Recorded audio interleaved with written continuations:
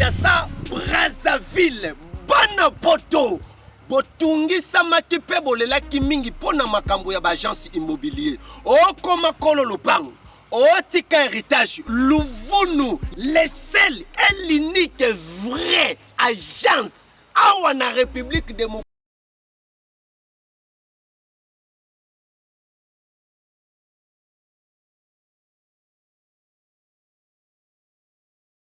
agence immobilier, c'est les en marche et pas Yemoko, le PDG Jenny Manda, le PDG Jenny Manda Business. Awa na concession Jenny Manda Business au sombi lopango na yo pe otongi talabino moko bota la concession bien construit bana poto bana kin bana braza partout dans le monde. Boya awa na Jenny Manda Business. Jenny Manda Business koloba concession benga patron PDG Jenny Manda Business na numéro wana.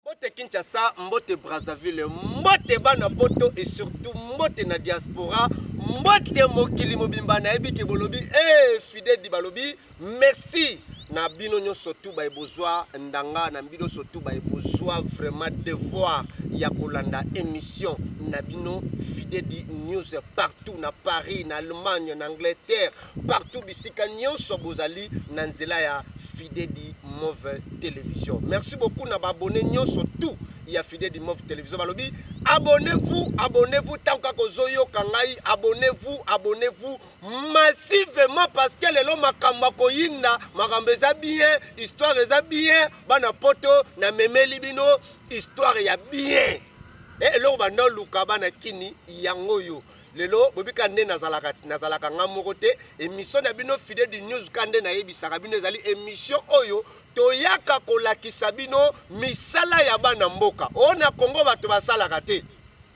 ona Kongo misala eza te ona Kongo ba entreprise eza te ba pete moins d'entreprise eza te non fidèle di news tozweli bino ndanga wana tozweli bino misho wana ya kokende kolakisa pe kolukelaka bino misala ya bana mboka lelo tokiti lisusu awa bana poto balobi fanda na TV na yo fanda na téléphone na yo tokiti lisusu awa na agence immobilier chez la patronne balobi Jenny Manda Business toza awa epa ya Jenny Manda Business bite bino moko bozomona na présenter no mama Jenny zate neka cameraman nanga avant toloba eza mamba olobati avant toloba lakisa na loba na Kinshasa lakisa bana Afrique lakisa bana poto misala o eza awa na kati ya concession Jenny Manda Business bandeko boyebi bien nga fidèle na kosaka bino te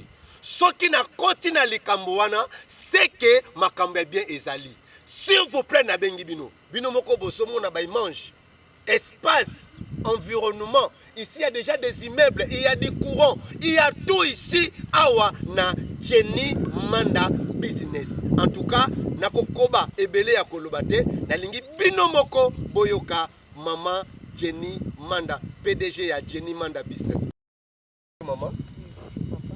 Merci beaucoup Kinshasa, Brazzaville, Afrique, partout dans le monde. Bazotala yo. Ba mesana na émission na bango fidèle di news. Ba yebi ke to pesa bango ba news ya malamu. Balingi ba yeba kombo nani. Kombo nanga Jenny Manda Business. Donc PDG Jenny Manda Business. PDG Jenny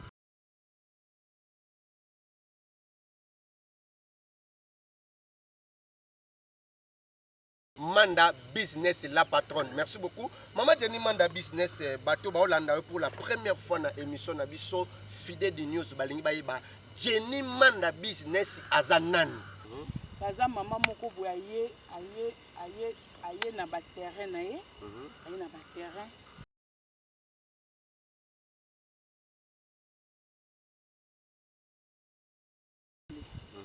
Donc ba terrain nanga ezali donc 200 mètres na boulevard. Ba terrain nanga eza impeccable, ba terrain nanga eza ni na problème et en plus de ça ba terrain nanga eza bien cadastré. Ah bon? Donc courant mai donc mobimba.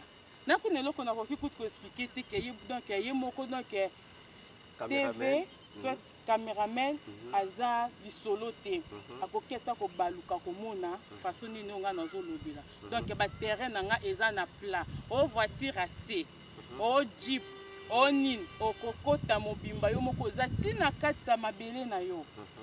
Donc biso awa okiti na mutuka 300 donc 200 mètres komi na ndako donc 200 300 mètres komi maman na katsa lopango na yo. Vraiment mabele nanga eza plat.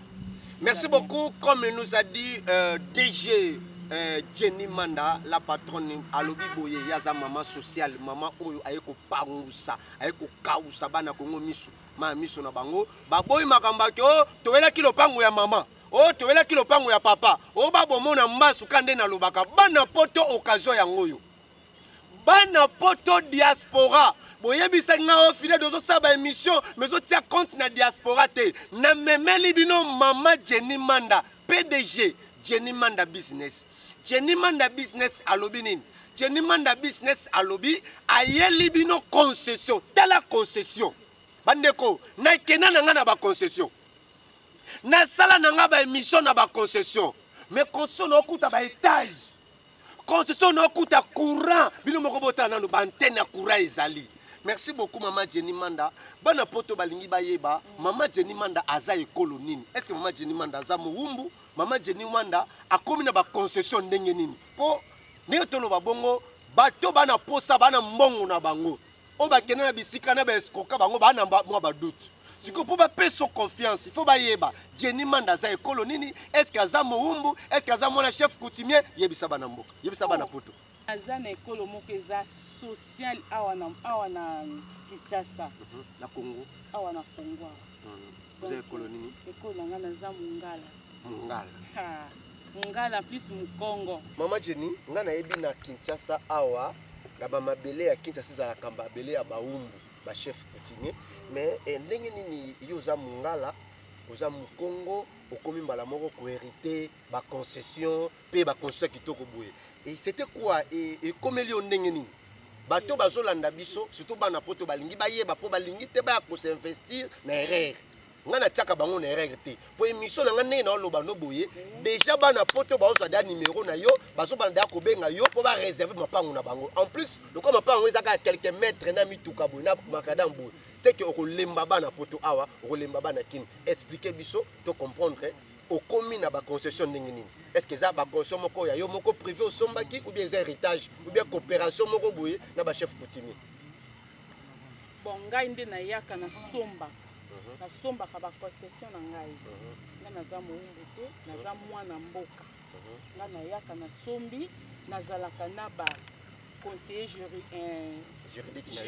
juridique nanga pe nazalaka na ba avocat nango ba compagnie ngai si place on akenda ko somba ba mabele nanga na sombi ba mabele nanga nyonso to construction nanga na olakisa bino awa eza cadastre donc eza te ke no ba umbu soit batu moko ba kobima soit ba chef coutumier non eza yanga ya mabele na ngai nakendaki tosolo na bavoka na nga batali tosali mpe descendre à place mpe toverifie mpe en tout cas eza yanga moko badiaspora o bana poto o bato baza na Kinshasa donc ni par ailleurs donc eza kakawa ke soko ye okutana na nga moko ye na bureau na nga tosololi tosali descente ya terrain na biso donc terrain na nga eza na aucun problème.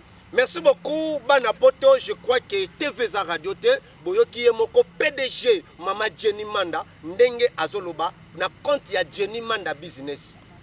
Bana poto nayebi ke boko poser ba question. Mais s'il vous plaît, ba question bo poser yango na numéro ya Mama Jenny Manda eza wana.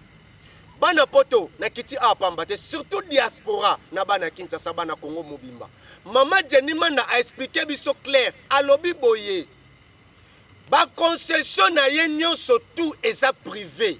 Eza te ke oya chef coutumier, eza te ke oya baumbu, eza te ke oya sali alliance na mutumo quelque part. Non, le quoi ba concession mususu wana te.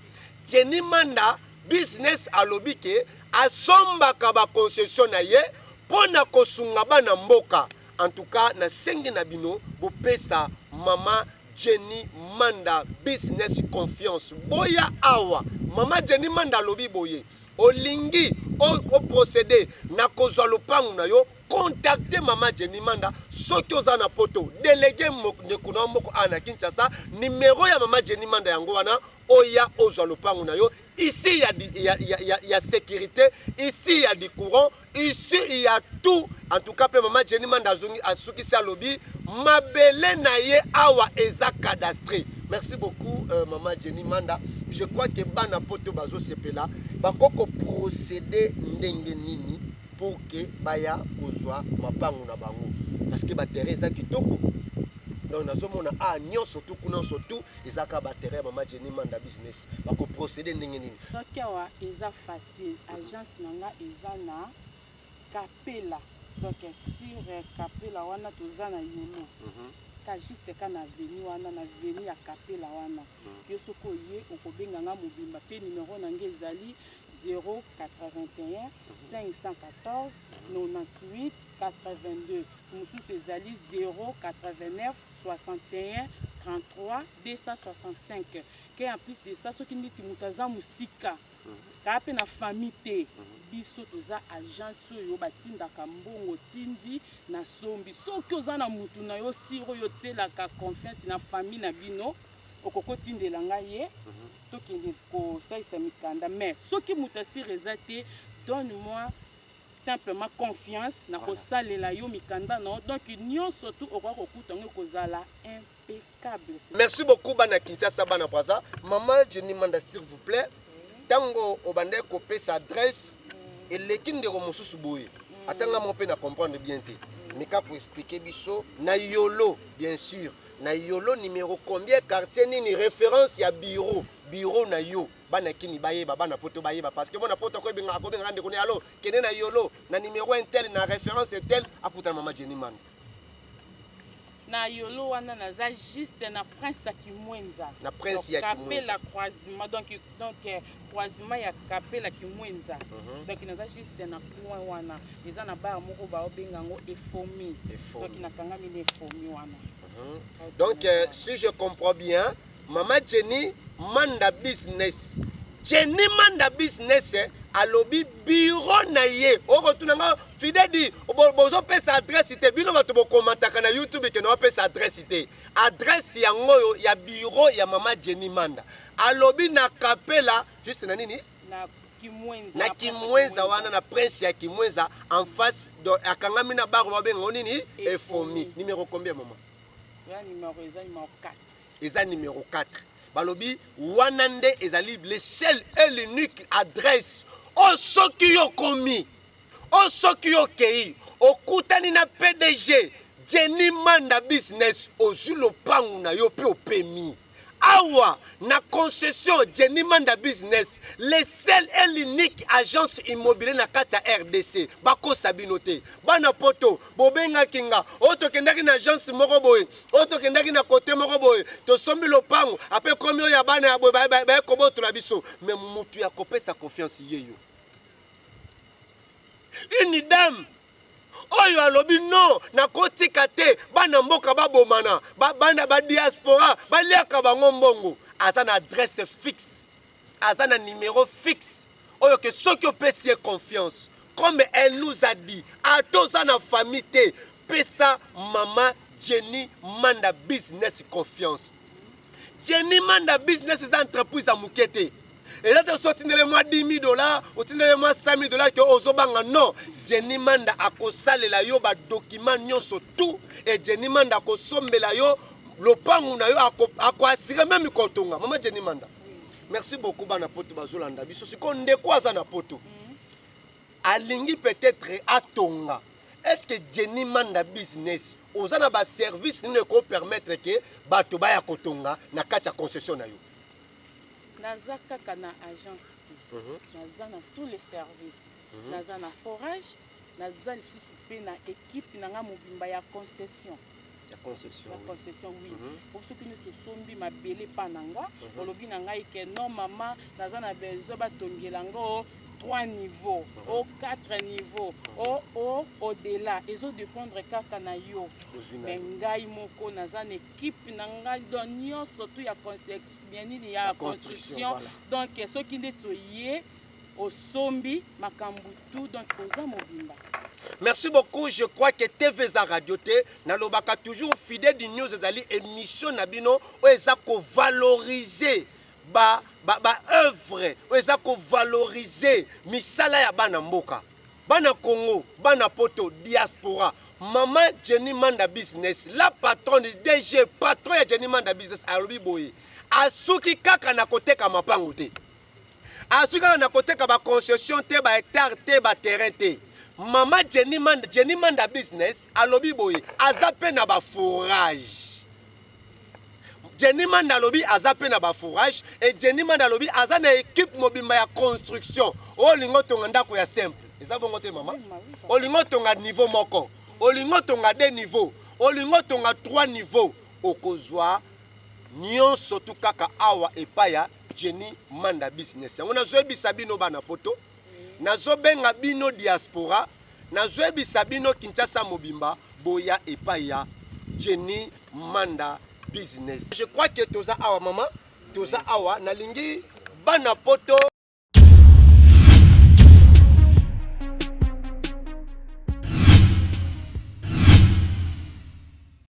Kinshasa Brazzaville, bana poto. Botungisa makipe bolelaki mingi pona makambo ya bagence immobilier. Okoma kolo lopango. Otika héritage. Louvunu, le seul et l'unique vrai agence awa na République démocratique du Congo. Oyo kosomba hectare, okosomba terrain, okosomba lopango. Ya ba dimension nyonso tout oyo lingi. Pe otongi ezakaka agence immobilier.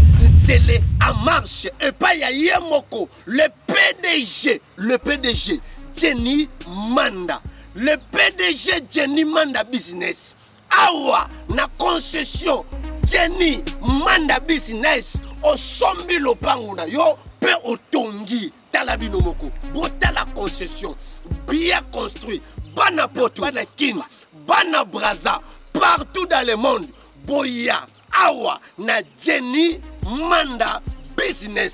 Jenny Manda business koloba concession benga patron PDG Jenny Manda business na numéro 1.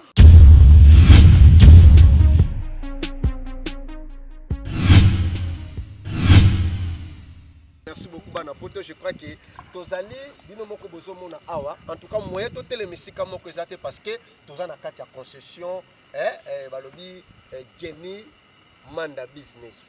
Jenny Manda business alobi boye. Pesa maman Jenny Manda confiance. Merci beaucoup maman Jenny Manda. Maman Jenny Manda nalingi omeka ko expliquer biso ndeko moko ebisinga boye.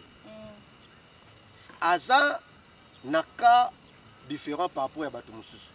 Asepeli na concession mais ana mbongo ya muke.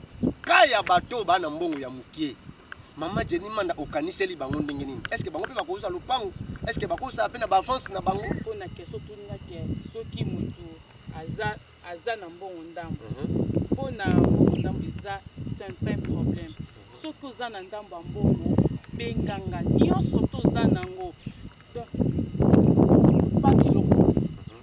Bangeloko moko to bengi nga to kosolola privé à la pré wana yo to koyebisa ngai ke non to kosala boye mais sokoza na ndambu basolola kananu pe bakomaka o s'exprimer oza nango na kati ya motema no ke non naza na besoin nazwa lopango momoni naza na mbongo eza insuffisant naza na besoin wana futa mo peut-être na maswati donc dépendre kana yo to yo oza na objectif ya kozokupango Merci beaucoup Kinshasa, Brazzaville, Afrique, monde entier, partout dans le monde. Merci à maman en France, merci à maman aux États-Unis, merci à papa surtout à Belgique, merci à bandeko surtout partout vous allez en Grèce, en Turquie, en Dubaï, en tout cas na ndenge bozo pesa émission na bino surtout chaîne na bino YouTube, fidèle du Mauve TV, confiance boza ko s'abonner et belé. Toyoki ndenge PDG Jenny Manda Business. Jenny Manda Business c'est maman sociale musungia bana mboka alobi boye. Ata soki oza na mbongo na yo ndambo. Ata soki oza na mbongo ndambo ya makamba masolo. Benga patron Jenny Manda Business. Benga Jenny Manda Business ayambaka ne mutu na telefone na ye. Azali na secrétaire te. Benga Jenny Manda Business. Bosolola. Kwezite te. Dès qu'on saute l'émission, moi na poto, diaspora. Bato bazana souci à quoi investir. O ba na poto basala ke lokote. O depo ke na poto sala lokote. Mais maman Jenny Manda Business ye yote. Jenny Manda Business alobi benga ye atoza na mbongo mukie okozwa autant de parcelles oza nango besoin aprende obandi kosala nini kofuta ye ndambu. Maman Jenny Manda Business bana poto bazotala yo bayebisinga na tuna maman Jenny Manda Business. Sikoyo soki bapesi yo confiance à part awa esika otoza po bazomona ngo yo zomona ngo ebele mais pona bana poto eza muke maman Jenny Manda azala ba concession mosusu kote nini est-ce que soki ka awa te asuki ate naza susu kimboko te nasombaka sia no choix ya pele ko soki pe pele nanga lobi nini ke yo koza kaka na ba concession ko ba place mosusu eza te ba place mosusu pe eza na besoin na somba ndeti na ba commune mosusu kuna likolo na kosombela donc eza kaka likambo ya confiance po agence nanga eza partout agence nanga ezali soki no tobengi okoyamba no ni mutu moko boye te koyamba nga moko ya personne na telefone place nyonso ozali balobaka nini ke non komona eza kopusana te pusana tosolola par rapport à nos monanga na bilili mais fara boy eleki nyonso po di solo nde mutu esalaka développement. C'est que si je comprends bien ce qui monte na posa suma peut être en dehors ya ba concession. Oui. En dehors ya ba nini ya ba terrain. Oui. C'est que Jenny Manda Business mutu pa ko suma lupango na Gombe. Akoya. Akoso pe lupango na Matete. Oui. Akoso pe lupango na Lemba. Oui. Merci beaucoup bana Kinshasa. Je crois que occasion yango. Maman Jenny Manda Business akomi asuka na koma ko lupango ya ba terrain te. Maman Jenny Manda Business apesi lisusu bato pe bana posa basoma mapango na ba commune mususu. Contactez kaka Maman Jenny Business.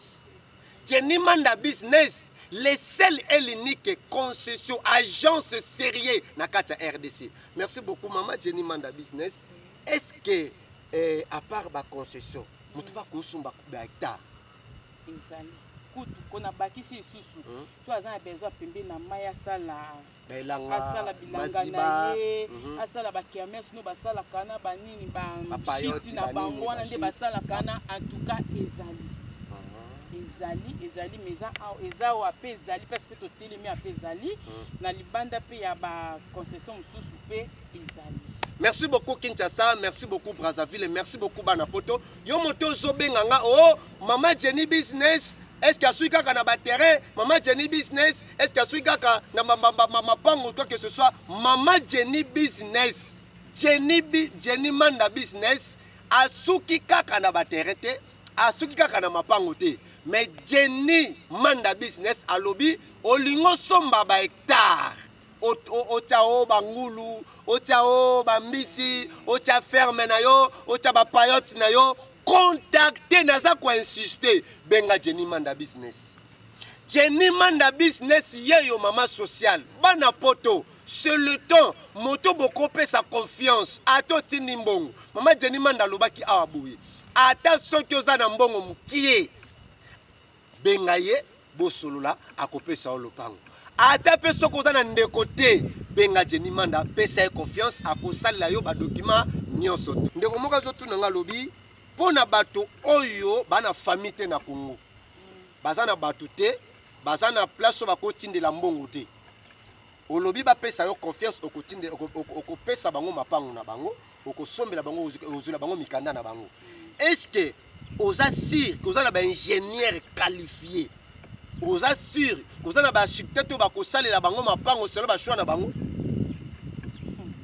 Papa na nga tango déjà na lobby que non naza déjà na équipe moko donc c'est que baozala décité b'ingénieur bazali donc bato nyonso bango bakolukela selon kuya ndako na bango ndenge bakotindela nga bamisolo na bango mpona salela bango bandako na bango bakofuta kaka lolenge bango nde baolobela donc nyonso en tout cas mpena badiaspora bana poto banani oza wapi na Dubaï na Turquie partout dans le monde entier osanquete lelo côté Mama Manda Johnny Business aza wana pour tout le monde. Venez pour la décide papa journaliste. Merci beaucoup comme elle nous a dit PDG Jenny Manda Business comme Ayebi Bisope en plus toloba ki likambo mais toza ko insister. Na ba concession bini to ba problème ba mai ba courant. Est-ce que na ba concession na yo ko assurer bango nini? Est-ce que ba forage ça, est-ce que courant ko ça là? Donc bato bazana pour ça ko construire ba yeba mais quand même ko sona ba ngaka. Bato nyonso baza na kosenga ya kosose agence nanga nazoyebisa bino ke naza na baekipe nyonso forage ezali papa bato ya construction bazali baingénieur bino bolukaka wana bazali donc naza mpena na équipe na nga mobimbo mpenaki ya basaleli yo okotikala kozala desite forage nanga courant ezali naza déjà dans plusieurs parcelles oyo bato confiance oyo bapesaki nga confiance oyo natongelaki bango baza na baforage na bango na kati baza na baforage na bango comme preuve tokokita na baautre site mosusu wana na kolakisa bino bato bapesaki nga confiance oyo natongelaki bango na baforage na bango donc babanga eloko te papa journaliste donc soki neti oye na agence ya PDG Johnny Manda Business donc oza mobimba. Merci beaucoup comme elle nous a dit PDG Jenny Manda Business maman sociale maman oya boy bato babomana na famille babwaka na bambasu obakende ko na bazwa malade njoku non alobi koma kolo lopango surtout koma bayer yaya ko koma bayer na age jeune fille ko boze lengi pesa mama Jenny Manda Business chance pesa baki bayer chance mama Jenny Manda yeyo mama Jenny Manda na lingi o mekampe ko solola na babone na yo o mekampe ko expliquer bango vision na yo o mekampe ko yebisa bango idée na yo toza ko insister na makambo ya construction toza ko insister na makambo ya ba ingénieur toza ko insister na makambo ya ba forage pourquoi toza ko insister pourquoi parce que ça ba concession c'est inhabité mais bino moko bozomona na ba concession ya mama Jenny Business bozomona ke ba étage ezali ba makambo ndenge na ndenge ba construction ezali ngo toza ko assurer bino que na Jenny Manda Business awa soki opesi mama Jenny Manda Business confiance au PMI au commis bayer il y a sir avec beaucoup de sécurité maman solo na ba abonné na opesa bino kaka motivation o nyonso ayebi ke aza mama lokolanga aza fille mère lokolanga aza koko lokolanga aza nyonso lokolanga na ko motiver bino esika nyonso bazali kabelo ezalaka nango avenir te elamba ezalaka nango avenir te mais avenir alobi mpo na bana na biso eza oyo nga nazonia te eza mabele donc préparer avenir ya bana na yo parce que lobi toyebi te soki neti biso baparent na biso bapesaki biso chance te ya kotikela biso baparcelle mais mpo na badiaspora bana poto o baza na Kinshasa chance yango ekiteli bino na batelefone na bino pe na kati ya bandako na bino chance yango yeye atuka pena kosombelamba zaka na ntina te bijou po bende yango pe kei mais lopango mutoya botolo yango azate et surtout ndenge kama bende nange za cadastre boye na ebiti esoki awuta wapi donc ndenge za boye na memi nde paradis na epai ya bato nyonso baza na besoin paradis donc c'est ça que liloba na nga suka ezali ke non boya ozala wapi ozanga famille okenda poto umela oza poso ya na Kinshasa poto somba contacte nga na ba numéro na nga ezoleka wana eza wana contacte nga okozwanga mobimba na kosalela yo ndenge nyonso ozoluka pe na kokompagnie otina mikanda na. Merci beaucoup la grande famille, je crois que TVza Radio Tebana Poto, en tout cas merci na confiance au bopesa émission na bino fidèle di news. Nga nazana te ke ona yamba mutu moko bando beta masola vina ye, ona yamba mutu moko bando ko be ko bisa bino ndenge ni na finga ki moto tel non. Émission na bino fidèle di news spécialité nango ezali juste ko lakisa bino ba bien fait ya bana mboka. En tout cas toza awa epai ya Jenny Manda Business. Bopesa Jenny Manda Business confiance ndenge bopesa ba l'autre là. Parfois pesa ki o ana confiance mais ozomona ti lelo ezosimba te mais mama Jenny Manda Business yeyo te bana poto bana Kinshasa merci na bino surtout ba oyo boza brancher pe boza ko continuer kolanda émission na bino pe ko partager yango ko s'abonner na kati ya fidèle du Move TV. Maman tolingi to sukisa to chiter na émission na biso. Merci parce que bana poto vraiment ba comprendre yo et je crois que déjà bazo benga yo. En tout cas merci beaucoup. Totuna ki question o me o échappa ki biso. Concession mama Jenny Manda Business ba concession na yo eza situé juste na ba site nini ba côté nini ba commune nini. Bon nga naza na ba différents sites pe naza na Kimpoko na uta kotanga tour à liboso naza na Kimpoko voilà naza na bingi naza pe na Bibwa ba terrain pe ezali naza pe na Njili Brasserie naza pe na FIFA naza lisusu na Kikole pa bato eza na bato mosusu bakosepela na bango place mosusu te nga naza na posa Bibwa naza na posa bingi naza na posa Kimbanteke naza na donc nyonso tu ezali okontakte ngai na komema yo esika oyo désir ya motema na yo. Merci beaucoup. Comme elle nous a dit, PDG Jenny Manda Business à Lobby, Azali Mama Lobby na Kimpoko. Oui. Yaya, awo kosala choix place yo lingi. Et ça te que non, consomme ko bezaka esika moko, o mato kitaka mabulu te. Jenny Manda Business a disposé ba différents sites. Jenny Manda Business à Lobby azala Kimpoko. Jenny Manda Business à Lobby azala Njili Brasserie. Jenny Manda Business à Lobby azala Kibingi. Jenny Manda Business à Lobby azala FIFA. Après mususu na Kinkole na Bibwa soki pe mususu pa zape na beza terre jaune pe ezali ote naza na posa pe na benda pe lopango nanga moko ata na Njili nazali. Beaucoup je crois que biso bato toza na kati ya kolanda émission fidèle du news to comprendre idée topé vision ya mama Jenny Manda Business.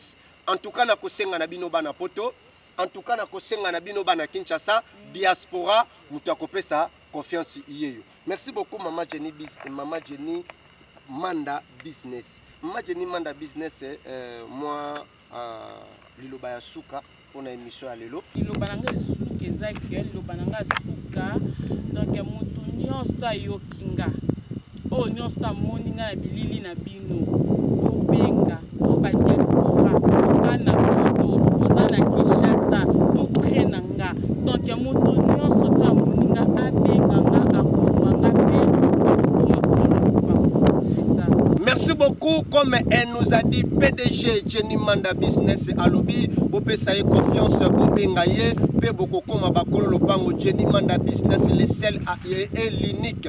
Jenny Manda Business, le seul et l'unique agence sérieux à Wanakata République démocratique du Congo, Oesokomisa, Bato Babayer, Nandenge Moko Yamalam, avec toute sérénité et sécurité. Ngawabino, Serge Fidedi, Motonzambe, Napesibino, merci. Bino Baïbanso Bozala qui libosua ba télévision na bino, Bino Baïbanso Bozala qui libosua ba téléphone na bino, Bino Baïbanso Bobandaki Kolanda biso na ba plateforme non surtout Facebook, TikTok, WhatsApp, Kutani Ngai na bino na émission ya Mbala ya Sima. Na pesi mbote na ingénieur na ngai Fumu Modeste aussi na mon réel balobi Pixel Moses. En tout cas, Ngawa bino tokutani à la prochaine. Bye.